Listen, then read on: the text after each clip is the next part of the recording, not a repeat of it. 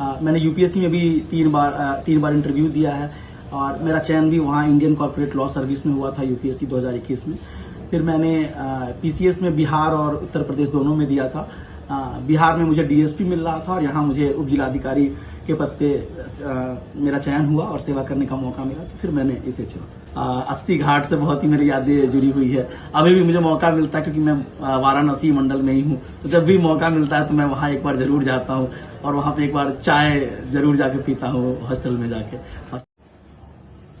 हमारे साथ एक ऐसे शख्स हैं जो जिस तरीके से मदन मोहन मालवीय की बगिया से निकले, बिना कोचिंग के जिस तरीके से उत्तर प्रदेश के पीसीएस में चौथा स्थान पाने वाले और अपने बिहार में प्रथम स्थान पाने वाले कुणाल गौरव जी, जिन्होंने अगर इनके परिवार की बात करें तो लगातार जिस तरीके से घर में पिताजी शिक्षक थे और माताजी अभी भी शिक्षिका हैं, तो सर किस तरीके से तैयारी की और आप कैसे देखते हैं? मैंने 2014 में बीटेक किया था इलेक्ट्रिकल इंजीनियरिंग में आईआईटी बीएचयू से। फिर उसके बाद मैंने पावर ग्रिड कॉर्पोरेशन में ज्वाइन किया था एज एन इंजीनियर। मैंने लगभग 6 साल वहीं पे काम किया है और साथ में ही मेरी तैयारी चल रही थी यूपीएससी और पीसीएस की भी।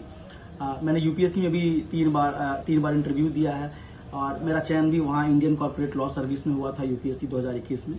फिर मैंने पीसीएस में बिहार और उत्तर प्रदेश दोनों में दिया था। बिहार में मुझे डीएसपी मिल रहा था और यहाँ मुझे उप जिलाधिकारी के पद पे मेरा चयन हुआ और सेवा करने का मौका मिला, तो फिर मैंने इसे चुना। कैसे देखते हैं सर एक छात्रों को लेकर, विशेष तौर से जो बीएचयू की ग्रोथ है सर, मैंने देखा है, उसको कैसे देखते हैं सर? बीएचयू तो एक बहुत पुरानी 100 वर्ष से भी पुरानी संस्था है और वो अपनी कल्चर हेरिटेज के लिए जानी जाती है और बहुत ही विद्वान, बहुत ही अच्छे विद्यार्थी और वहां से निकले हैं जिन्होंने देश का नाम गौरवान्वित किया है। मेरे बैच से ही बहुत अच्छे लड़के निकले हैं, बहुत अच्छे। तो वहां रह के एक बीएचयू में पढ़ के एक ट्रांसफॉर्मेशन ऑफ कैरेक्टर हो जाता है वहां पे, तो उसकी अनुभूति मुझे हुई वहां से पढ़ के और उसके लिए मैं बहुत थैंकफुल हूँ कि बीएचयू ने जो मेरे में परिवर्तन किया वो एक बिल्कुल अमूल्य योगदान रहा बीएचयू का मेरे उसमें कैरियर में। सर देखा जाए मुझे से काफी दूर था, 12 किलोमीटर आपका घर है, तो कैसे आते थे और कैसे चीजें थी? मुजफ्फरपुर शुरुआत में तो जब मेरी पढ़ाई हुई थी तो शहर में 12 किलोमीटर मेरा स्कूल दूर था, तो फिर मेरे भैया और पापा वो लोग मुझे साइकिल से छोड़ दिया करते थे।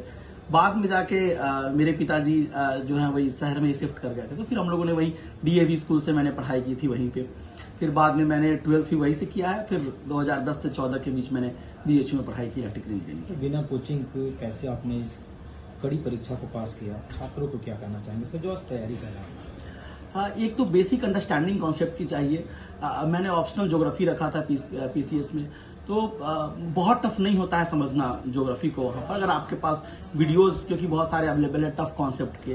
जैसे आप ज्योग्राफी में कोरियोलिस फोर्स की कॉन्सेप्ट आपको समझ नहीं आ रही है तो आपको बहुत सारे ऐसे वीडियोस मिल जाएंगे जिससे आप समझ सकते हैं उसको। और दूसरी बहुत सारे वेबसाइट्स आ गए हैं जो कि फ्री में आपको बहुत चीज करंट अफेयर्स दे देते हैं। इवन जो द हिंदू और इंडियन एक्सप्रेस छोटे शहरों में नहीं मिलता है वो भी आजकल ऑनलाइन मिल जाता है, तो जरूरी नहीं है कोचिंग की, आप घर पे रह के भी इसको कर सकते हैं। सर बच्चों के लिए क्या बेहतरीन कुछ यादें हैं? कभी मदन मोहन मालवीय की जो यादें थी कैसी थी? वो तो बहुत ही एक गोल्डन फेज ऑफ लाइफ था बिल्कुल। 80 घाट से बहुत ही मेरी यादें जुड़ी हुई है। अभी भी मुझे मौका मिलता है क्योंकि मैं वाराणसी मंडल में ही हूँ, तो जब भी मौका मिलता है तो मैं वहाँ एक बार जरूर जाता हूँ और वहाँ पे एक बार चाय जरूर जाके पीता हूँ हॉस्टल में जाके, हॉस्टल के पास जो दुकान है उसमें जाके। तो एक बहुत ही अच्छी वहाँ की यादें हैं। जो सर काशी विश्वनाथ मंदिर है उसको कैसे देखते हैं? जो हॉस्टल के अंदर तमाम छात्र, हम लोग भी कभी कभी आते थे, कैसे देखते हैं सर वहाँ? वो मंदिर बहुत ही सुंदर है और बहुत भव्य मंदिर है। हम लोग विश्वनाथ टेम्पल वीटी हम लोग अपने स्टूडेंट्स लोग बोलते थे और वहाँ आसपास रेस्टोरेंट वगैरह भी हैं, बहुत अच्छे हैं। पार्क अंदर में बहुत अच्छा बगीचा भी है, तो हम लोग का तो लगा रहता था कि अक्सर जाना। बहुत ही सुंदर देश है और वो साथ ही एक आध्यात्म से भी जोड़ता है बच्चों को। एक टेक्निकल फील्ड से होते होते वो एक संदेश आध्यात्म से भी जोड़ने का जो कॉम्बिनेशन ऑफ मटेरियलिज्म और स्पिरिचुअलिटी जो है उसका वो एक साक्ष्य है। उस तरह से आप देख सकते हैं। सर एक गरीब परिवार से निकले, कैसे देखते हैं? कितना टफ था बिहार का लड़का। लोग कहते हैं कि बिहार के हमारे साथ भी रहे, लोग कहते हैं कि लुसेंट हम लोग भैंस के ऊपर भी पढ़ते हैं, जो एक लुसेंट माता का जाता है बिहार को, कैसे देखते हैं सर? नहीं, एक कॉम्पिटिटिव स्पिरिट जो है वो अच्छी रहे और मैं इसमें बहुत सौभाग्यशाली हूँ कि मेरे पिताजी जो हैं उन्होंने बहुत सेक्रीफाइस किया है मेरे लिए। तो अगर आपके पिता और माता इतना करे तो आपके लिए आसान हो जाता है। तो मैं बहुत सौभाग्यशाली हूँ इसके लिए कि मेरे माता पिता ने इसके लिए बहुत कुछ किया है।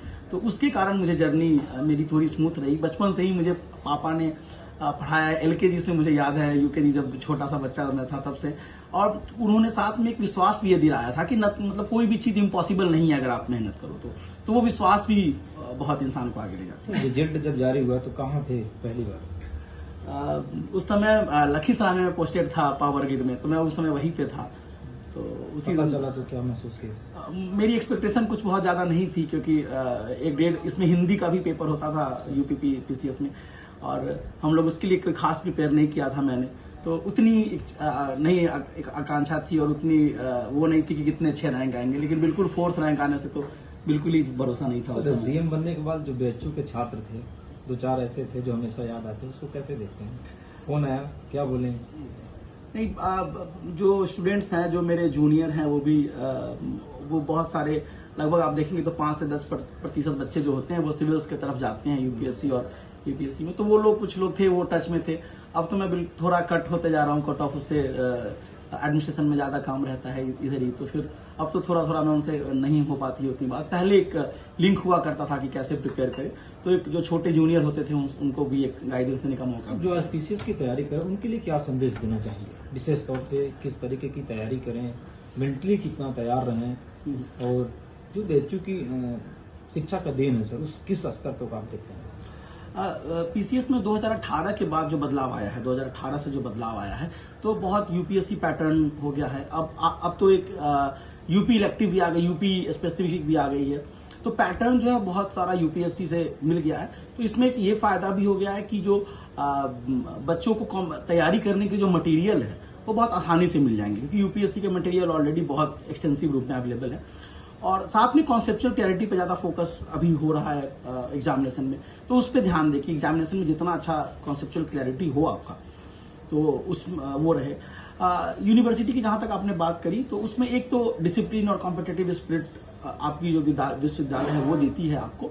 अगर आपका विषय वही हो जो आपने ऑप्शन चूज किया है, तो उसमें भी एक बहुत बड़ा योगदान मिलता है। मैंने इलेक्ट्रिकल इंजीनियरिंग से किया और ऑप्शनल मेरी ज्योग्राफी थी, तो वहां पे तो कुछ ज्यादा फायदा नहीं मिल पाया उसका। लेकिन हाँ, अगर आप देखेंगे तो एक लेगेसी मिलती है बीएचयू की आपके साथ, आपको गाइडेंस मिलता है अपने सीनियर्स का, और एक डिसिप्लिन जो दिनचर्या में आता है वो जरूर आपको मदद करती है आगे। सर, उप जिला अधिकारी बनने के बाद क्या संदेश देना चाहेंगे विशेष तौर से मरियाहूं? और मरियाहूं में ये मेरा पहला तहसील है, और मैं जब से यहाँ आया हूँ तब से मैंने देखा है कि यहाँ पर जमीन विवादें कुछ ज्यादा हैं।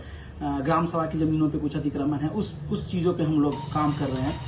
साथ में हम लोग ये भी प्रयास कर रहे हैं कि जन सुनवाई के माध्यम से जितना से जितना हो सके लोगों को में मेडिएशन करवा के जमीन पे जाके वहां पे लोगों के साथ, हमारे ऑफिसर जो हैं वो भी नायब तहसीलदार भी जा रहे हैं, मैं भी जा रहा हूं, और बाकी जो गवर्नमेंट स्कीम्स चल रही है उसमें भी हम लोग चाह रहे हैं कि उसकी इम्प्लीमेंटेशन बहुत अच्छे तरीके से। सर, और पढ़ाई चल रही है?